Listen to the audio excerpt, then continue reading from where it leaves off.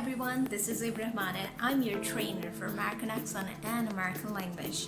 Especially, we have observed that there are so many people who wants to learn English language, but most oftenly they follow the rules that are sometimes Britain or sometimes American. So there is really hard to understand that which accent is actually being spoken. I have a lot of ideas that I'm gonna share with you guys, and after watching this video maybe you are clear a little more about the accent and their differences. Let's talk about the different accents that are being spoken in English language. Profoundly, we have observed that there are so many people who speak English language, but due to their difference of speaking, it's actually perhaps accent that makes them feeling different, or maybe there are some different words as well. So in British English, there are some different types of syllables and there are some different types of techniques to how to pronounce a word. Same goes with American accent as well. What I use profoundly is American accent. Why? Because the American accent is actually very clear, easily understandable, and mostly being used over all the world. So let's get started with a few differences you can learn about the accent. First of all, English, what we have learned in our primary classes, and English what is being spoken internationally is totally different. So how do I identify that which English is exactly is? This is the difference of accent. So in American accent, we observe that most of the people are using English with profound R. If there is any word that is using very prominent R, it means that the word is from America.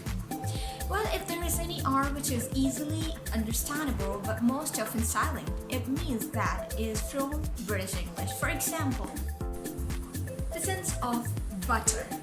Now, we have observed that B-U-T-T-E-R exactly is butter.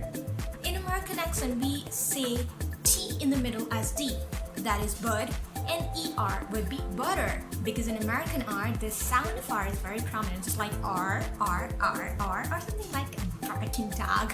Anyways, there is another syllable of R, just like we say in American R, it is very prominent, but in British R, we mostly profoundly observe that the R is often silent.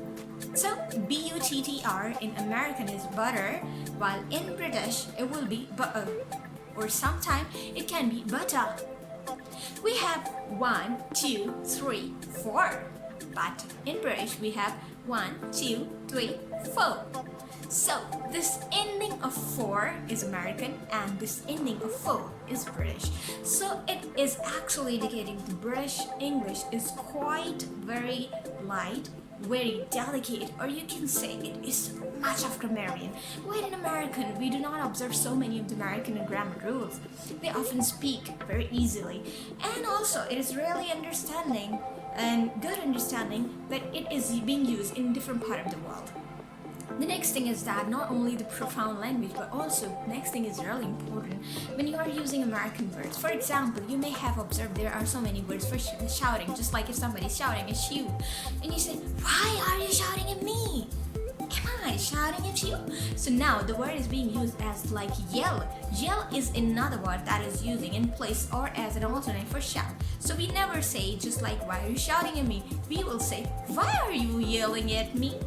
Another sense is that if you want to stop someone while yelling at you, you won't say like, "Don't shout at me." You will say, "Don't yell at me like this." So yell is alternate for shouting. Third example is of different words that are being used in British English and other words is from American English.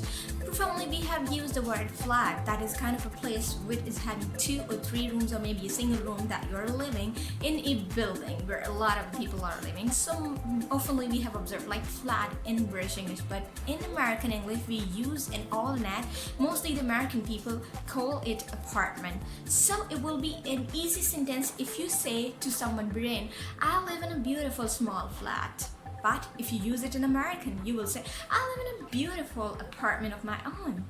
That's a difference. So we have different aspects of understanding the language. First of all, English is really important in the international world because it is the one and only language that actually connects people over all the world. Second, English is also important because if you're working in some healthy work professional environment, then you have to use this because different people are working with you, or maybe if you are working in any multinational company, you have to go through different things and you have to talk with different people. So it is important that you speak an English language.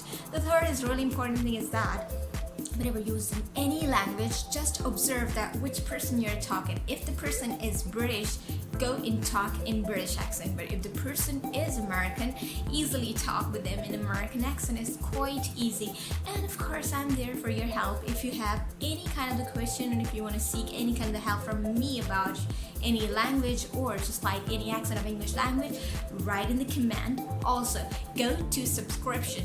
Just go and subscribe my channel for my latest video and to understand the difference between accents and learning. Also, I'm offering some kind of the skill development courses or maybe some skill development sessions or videos. So watching my videos will be healthy or will be handy to you. If you want to watch any video, go subscribe my channel, share my channel, comment how much you like it, or if you just like, okay, I'll try to make it according to you. Till then, take care. I'm Zaib signing off. Goodbye.